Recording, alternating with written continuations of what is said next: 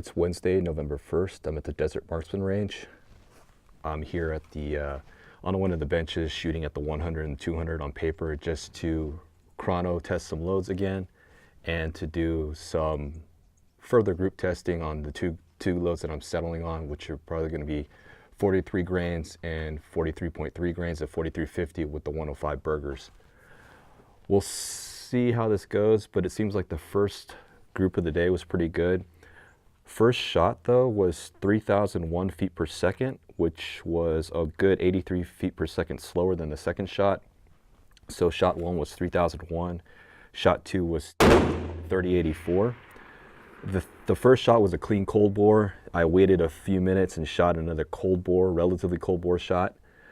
So it's pretty interesting that this gun shoots quite a bit slower on a cold clean bore, which means I probably need to leave fouling in this gun between range visits. So I can't clean it too aggressively, or I need to plan for it. If I do clean it aggressively, I need to put a fouling shot through this barrel before I actually use it for a match or something of that nature.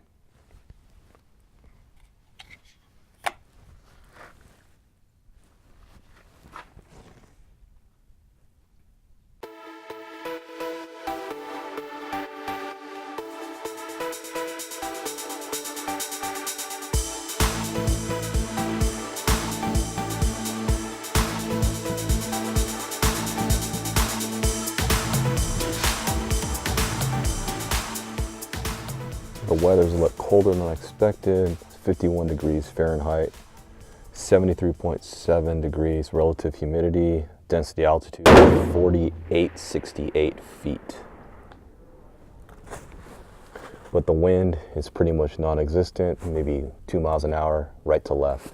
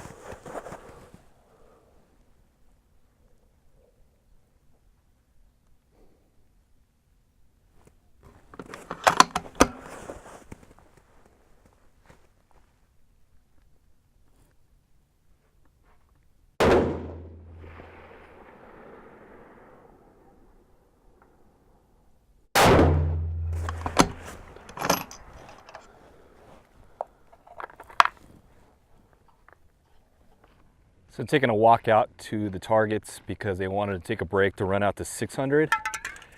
So I'm just going to take a look at the paper at 100, 200 and go paint up my 300 and 400 targets again. So I offered it to the guy so he can shoot 400 to get a dope. But it looks like the groups are shooting okay. I'm at the 100. And as you can see here, maybe you can see here, this is the 43 grains of H4350. This is the very first shot, and then the whole group centered up here. And then here's the 41.3 grains. So 41 grains, 41.3 grains. This is a really nice group. This one just shoots a shade over 3,100 feet per second. So the I think I wanted to be under 31, more to say barrel life than anything, but if their barrel shoots fast, the barrel shoots fast. I'm not gonna complain. And gonna take a look at the 200. I did throw a shot on the 41.3 grain group at 200. The very first shot, I think I muscled the bag and it just went high and left. Definitely was me, but we'll take a look at it. So here we have the 200-yard target. This is the 43 grains. It seems to be favoring left. A little bit of windage dispersion, I equate that to me. Then we have the 41.3 grains. This is the very first shot that I threw. Muscled the bag, then the rest of the group pretty much centered up. A little bit of vertical here. It's to be expected with the range, 200 yards and my visual, but this is really nice. As far as the group, elevation-wise, it looks like this group is taller or shooting higher than this one, 41 versus 41.3. Fact of the matter is that this target isn't level to the rifle, and it's actually running like this, so it's about even when you take into account the fact that the target isn't level to the gun. So this is kind of well within a good elevation dispersion for 3/10 of a grain. So I'm content with that. We got a little downtime on the line because they're still at the 600-yard line putting up targets, but little bit of channel update. I just realized or noticed that a few of my videos on my YouTube channel have been flagged. A lot of firearms enthusiasts have probably followed some people or watched people on YouTube who were affected a few months back, and they were griping about how YouTube demonetized all their videos because YouTube's cracking down on firearms videos because they just don't like firearms. And ever since the whole Las Vegas thing, that the shooting there, that I think YouTube is starting to clamp down even more. So I found out that I noticed a few of my videos were demonetized because of, you know, YouTube's policies. And the gist of it is that my channel's so small that, one, I don't really make anything off YouTube ad revenue. I make something. It's just inconsequentially, it's like, you know, a few bucks a month are enough to cover like my web hosting fees for my websites, which isn't much. And I didn't start the YouTube channel for money. I just had a YouTube channel just to post my own videos. And so the fact that they're starting to demonetize my videos, you know, whatever, but it's kind of it kind of sucks if you're a smaller channel like mine, and so you don't really have much recourse because the review process, they've designed it so that you have to be a big channel in order to get your videos reviewed and get it past the ad revenue issues or the ad revenue demonetization and get it back into with ads. But it is what it is, and I'm not crying about it. I just wanted to mention that, hey, my videos are starting to get flagged. My most recent video that was posted, the Really Right Stuff bipod adapter, or the Harris bipod adapter review, that got flagged. And so I think my whole channel or all my content is starting to get scrutiny from YouTube. So I'm not going to change anything. I'm just going to upload like I always upload. But I try to just do the best I can as far as the way I upload, make content, and I do it for me. And I like to share the firearms hobby that I participate in and the things that I like about firearms. And I know a lot of people share the same interests, specifically within the firearms realm. I mean, not everyone is focused on 3-gun or IPSC or whatever, or high power that I used to shoot across the course. And so I have a wide range of interests within firearms, whether it be, you know, just regular pistols, the AR, bolt rifle, casual F-class, and I just wanted to share that with other folks who haven't seen it before, who are interested and they just want to watch more about it or learn more about it on YouTube or whatever. But if you really want to help out as far as just my content, just watch it, and definitely check out my website if you don't go read my articles on my blog, which is, I've had my blog for almost, I was 18 years, 19 years.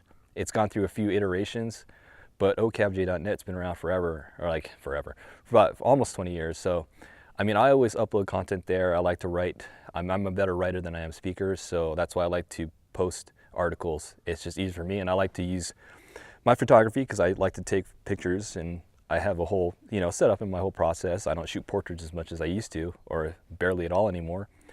But I like to exercise my photography skills when I do my stock photography for my blog articles. So definitely check all that out. I mean, YouTube's not my only avenue by which I try to share stuff. Definitely my website, okevj.net. But anyway, just a little segue while we have downtime on the range, and then we're waiting for him to get back from the 600. We'll shoot a little prone on some steel, get a 300 and 400 yard dope. 400 yards, I think I have a 5-inch and an 8-inch target, so it shouldn't be too difficult to hit. So I should be able to get a dope with that.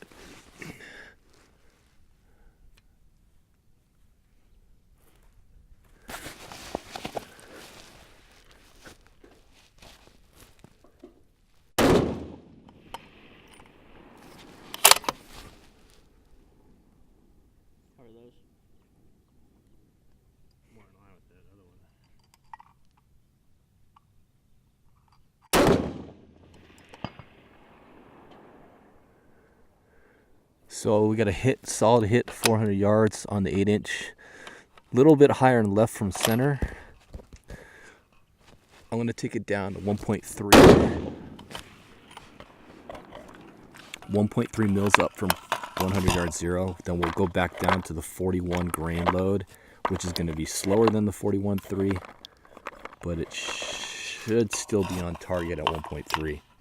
Oh, I still have one round left. I'll go and put it.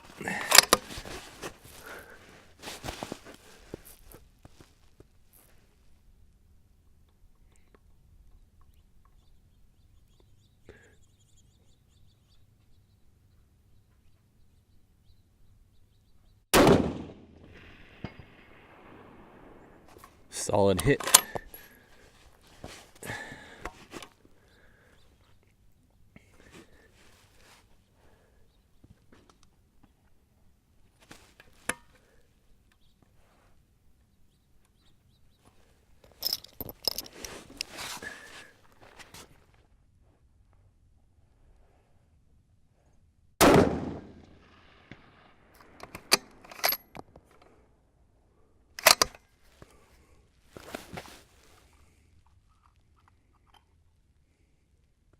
Going for?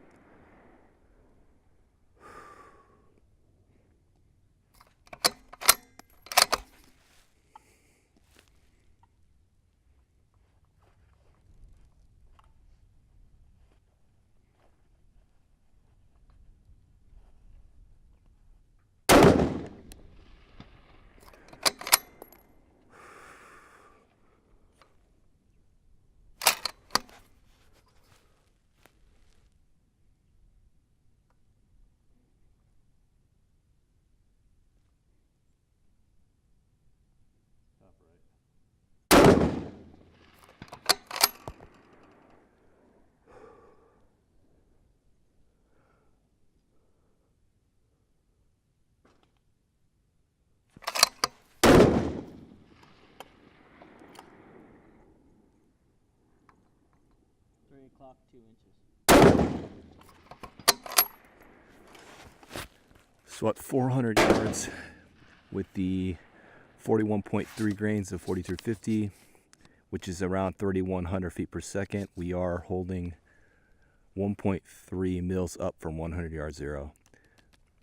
Based on the trajectory chart with a 3075 feet per second muzzle velocity, we need 1.5. So we're saving 0.2 of a mil at 400. So I need to adjust this trajectory chart with the correct velocities.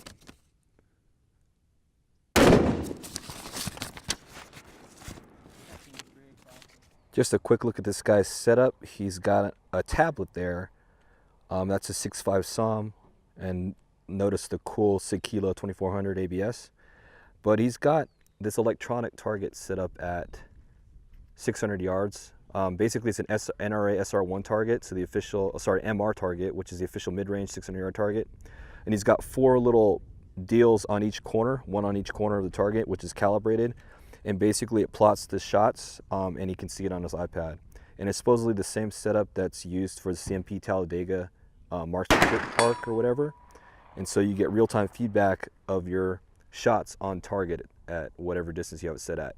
The only thing is it's Wi-Fi, so he has a repeater set up like on the side here to get the signal. But if the signal drops out between the target and the iPad, the target itself is still recording the data, so you don't lose it even if your iPad is disconnected.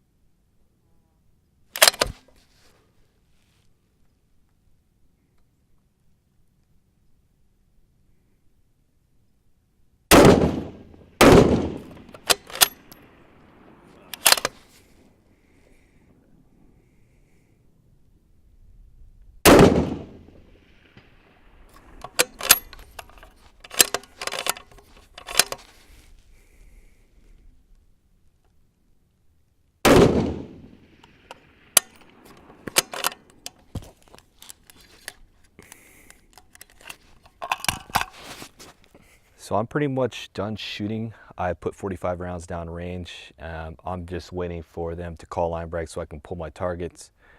Today was a good day. Got some good groups, got some good data. The gun is shooting well. Conditions are pretty good for today. Wind is only not barely 4 or 5 miles an hour at most, right to left. So I got some really good data. I have everything written down. Hopefully I'll have a range report on my blog, ocabj.net, and you can read all about it there. Anyway, we're just winding down, and then I'm probably going to go skirt over to one of the side areas to record a little bit more footage for just to profile the rifle itself, now that I've got the rifle pretty much built. So to quickly demonstrate the control feed aspect of it, I have some empties in here that I'm going to chamber. The claw extractor pretty much will pick up the ground immediately, and it goes underneath the extractor as it's pulled off the magazine. When you eject it though, since it's got a Springfield style ejector, not like a Remington style ejector that's on the bolt face, that means that it's really controlled. So if you just normally operate the bolt and eject, it'll come out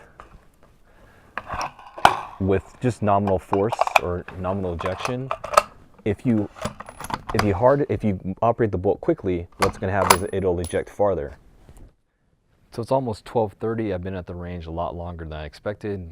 I only got 45 rounds down range, but it was a good 45 rounds. Very productive. Met a couple of guys out here at the range that I haven't met before, so good talking with those guys. And I got some footage I needed for the rifle, the rifle breakdown as far as my Mausingfield action, or the Mausingfield custom rifle I built, or I had built rather. Anyway, I'm gonna get out of here. I was gonna swing down to Orange County from here, which is gonna be a bit of a drive, but it's about the same drive time-wise for me to get home to Riverside. But the reason why I want to go down to OC is because I actually have to pick up a rifle, which I could have picked up yesterday, but I'm not entirely sure. I'll look at Waze to see what the time looks like or what the traffic looks like. If it's decent, I'll head down there. Otherwise, I may just pick up that rifle on the weekend. But if I pick it up today, I might actually take it out to the range this Saturday or Sunday, in which I can do another range vlog on that new rifle. It's nothing special, but it's something that I can practice with. So I'll leave you with that. Anyway, today is Wednesday, November 1st. I'm at the Desert Marksman Range in Palmdale. See you with the next vlog. Apologize, I'm talking to myself.